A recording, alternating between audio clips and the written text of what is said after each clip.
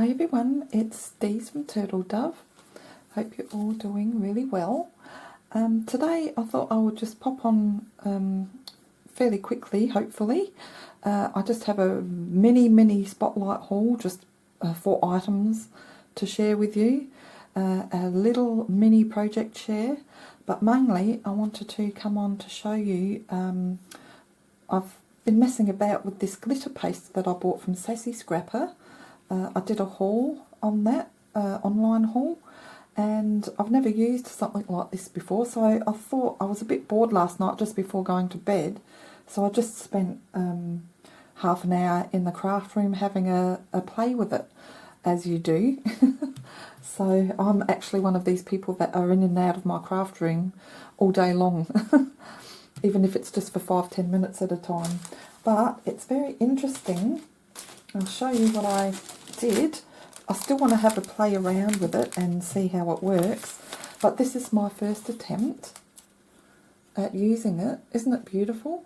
It's just on one of those white handled paper bags, and I applied this with a brush. I'll just show you the inside. It's pretty pretty thick and gluggy. And I was worried, this is the stencil that I used, this is from Kaisercraft, it's quite thin, but I was worried that because the paste is so thick that as I would lift the stencil up, it would lift the glitter as well, but it didn't, so that's what it turned out like. And the texture, it's just got a really nice texture to it. This has been drying overnight and it's quite hard, so I don't think it's going to move anywhere, but it's, you can't really see the thickness of it, but I just love the colours.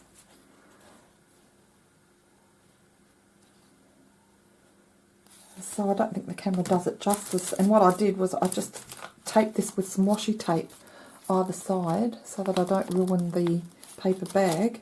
And yeah, I just thought that turned out really nicely. And then the second attempt, I just used a piece of scrap paper just to, you know, have a play. And there we go. I did it again on a smaller piece of paper, and this time I used this, which is actually for makeup, to apply face masks. But I use it for craft, I use it for pushing down hot glue and all sorts. So it's not quite as textured. So if you don't like the thick texture too much, you can apply it differently.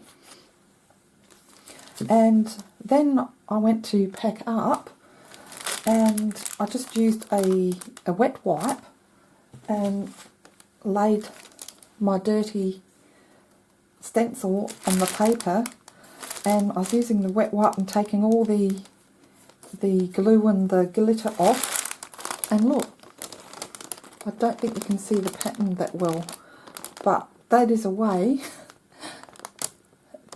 of applying if you wanted it very fine.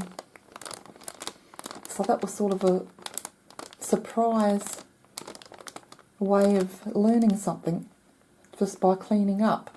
So it is full of glitter, and I guess if you just randomly placed some of the paste around and then got your wet wipe and sort of just brush it over as if you're cleaning it up, that's what you come up with.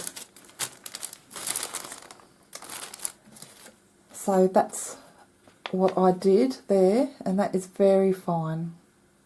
So yeah, that's I'm happy with that. And I'll just show you a cheaper quality. This is just glitter glue that I bought. It's probably a couple of dollars. I can't even remember where I bought it from. But I used a different stencil, again a Kaisercraft stencil, and it's probably the wrong colour because it's coming up purple. But you can see the quality difference. This is still pretty. I still love this. But yeah, definitely you can see the difference in the quality, and I will be buying more of this paste if Sassy Scrappers have more. I'll have to check later on. next time I buy anything from them. So that's that. So that was fun, just having a play around.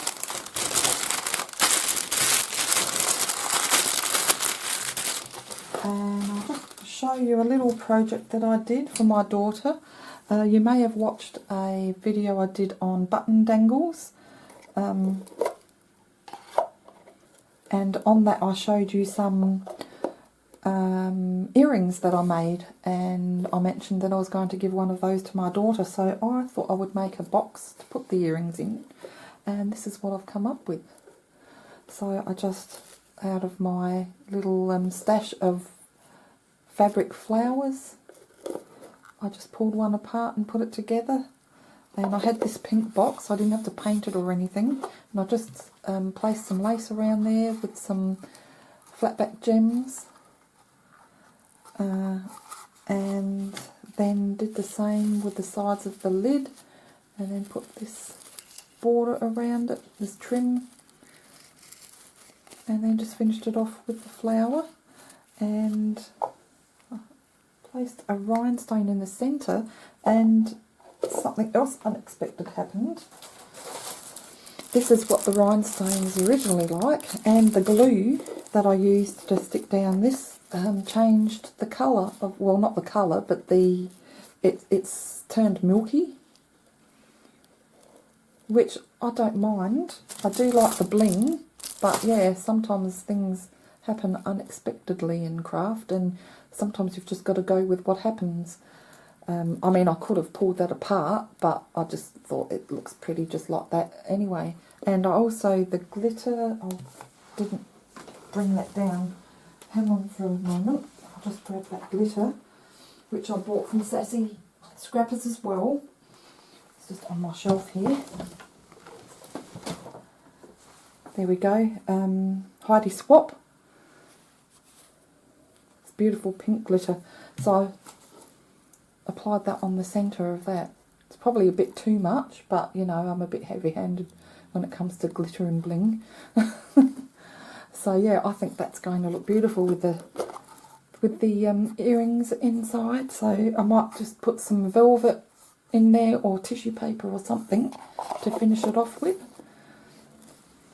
So that'll be part of her present. And lastly, just the mini spotlight haul. I bought this gold on acetate sheet, so it has pretty stars on there. So I want to try my hand at shakers. I've never made a shaker before, so I wouldn't mind making a couple of things. I've got a little die in the shape of a heart that you can make shakers with, so I'll try that. Might have to watch a couple of tutorials because I wouldn't have a clue, but anyway, that's pretty. That was $3.25 just for this one sheet. And I bought some in the party section at Spotlight. I bought some paper crepe, the streamers, so I can make some rosettes. So I just bought one. That was, I think, $1.75. I just bought one so I can play around with some lilac rosettes. I do have a lot of crepe paper, but they're in the big long lengths, and I can never cut straight, so I just thought, oh, this would be just easy to use. I bought these dome gems, beautiful iridescent white.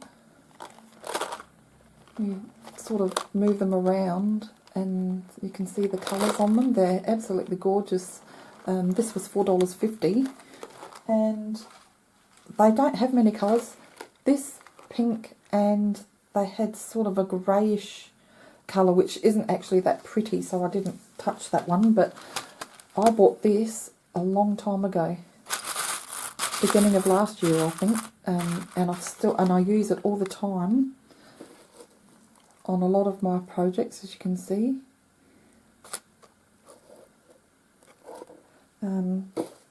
It's just a pretty colour to have that you use a lot.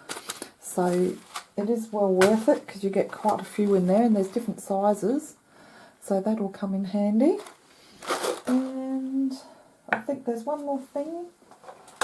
Aha. Now I might want to open this. This is a crochet set. So it has 1, 2, 3, 4, 5 hooks. It has the, what are they called? The darning needles, tapestry yarn needles. It has a counter, which I've never ever used in knitting. Tape measure, a knit tally, that's what they're called.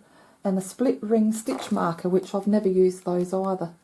So, and then it has a little booklet with 15 projects in there. So I'm just going to have a real quick look with you, because as some of you may know, I taught myself how to crochet some little flowers, and I'm still going strong. I still haven't gotten around to doing the puff flowers that I want to try next, but I thought, I'm pretty sure that I'll be continuing with some crochet, so that's why I bought these, because it had the steel hooks in them, and they tend to slide better.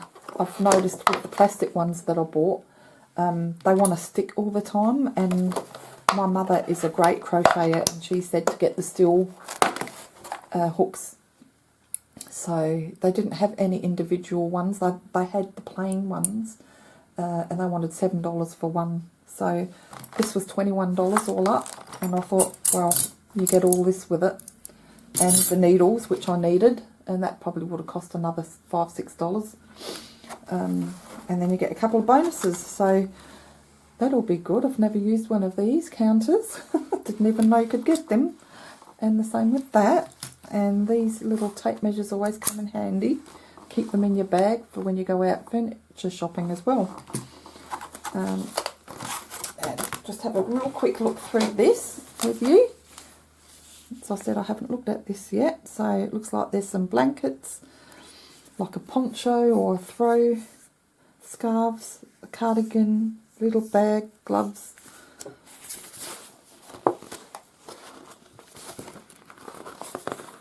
And I taught myself crochet.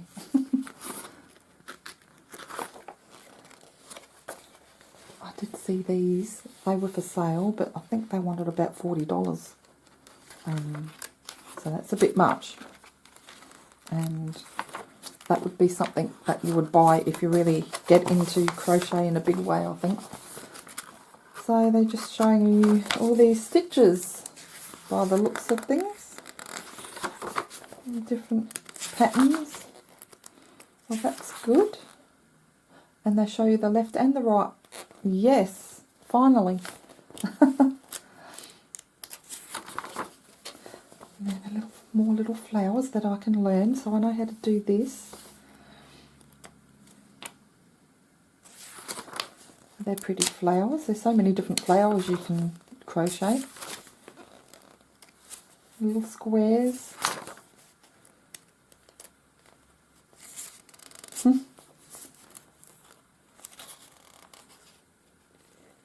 A drink cozy, a can cozy, travel bag, scarf. That's a nice pattern. Might be able to do that next after my flowers, maybe.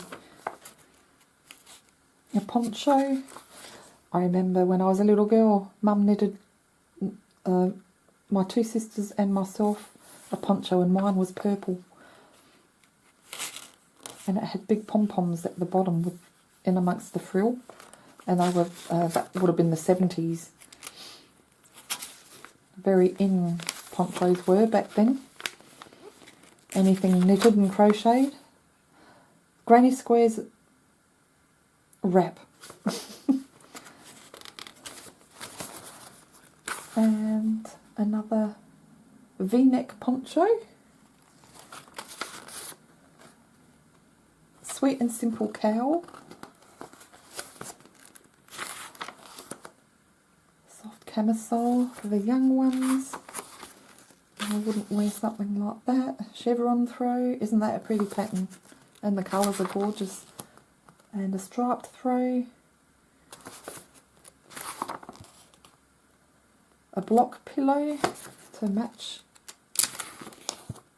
And a sweater. or we would say cardigan, yeah, and that's it. And the little flowers. So that's it, guys. Hope you enjoyed this. Just something quick for you today, or maybe not so quick. Okay, guys. Hope you enjoyed this video. Take care, and we'll see you next time. Bye for now.